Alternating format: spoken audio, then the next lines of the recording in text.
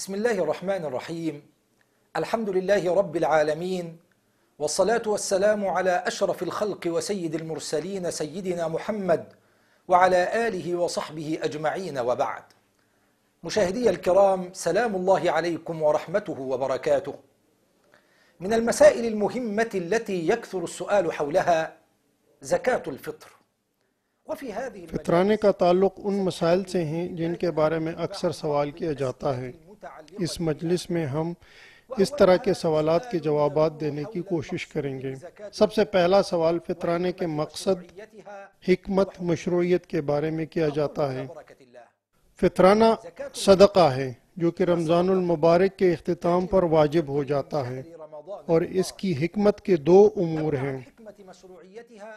ایک، فقیروں کے ساتھ ہمدردی کرنا کہ وہ عید کے دن مانگنے سے گریز کریں اور مسلمانوں کے ساتھ خوشی میں شریک ہوں، اور دوسرا یہ کہ فطرانہ روزہ داروں کے لیے ان ممکنہ کوتاہیوں کے لیے کفارہ ہے جو ان سے رمضان کے دوران صادر ہوئی ہوں۔ اس حکمت کو رسول کریم صلی اللہ علیہ وآلہ وسلم نے ابو داود کی روایت میں جو ابن عباس رضی اللہ تعالی عنہما سے مروی ہے کہ آپ نے روزہ داروں پر فطرانہ لازم کیا تاکہ روزہ داروں کا تزکیہ ہو اور مسکینوں کے لیے طعام ہو۔ جس نے اس کو نماز عید سے پہلے ادا کی اس کے لیے قبول ہو جاتی ہے، اور جس نے نماز کے بعد ادا کی اس کے لیے صدقہ ہے۔ اس کا حکم جمہور فقہا کے نزدیک واجب ہے، اور یہ ہر اس مسلمان پر واجب ہے جس کے پاس اپنے اور اپنے خاندان کے لیے عید کے دن اور رات کے لیے مال و متاع موجود ہو۔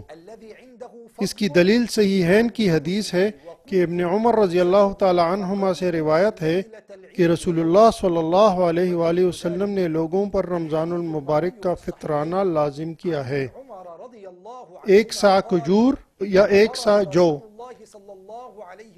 ہر مسلمان مرد و عورت، غلام و آزاد پر لازم ہے، اور اللہ تعالیٰ سے دعا ہے کہ اللہ تعالیٰ ہمیں علم نافع اور علم صالح نصیب فرمائے، اور وہ اس پر قادر و علیم ہے۔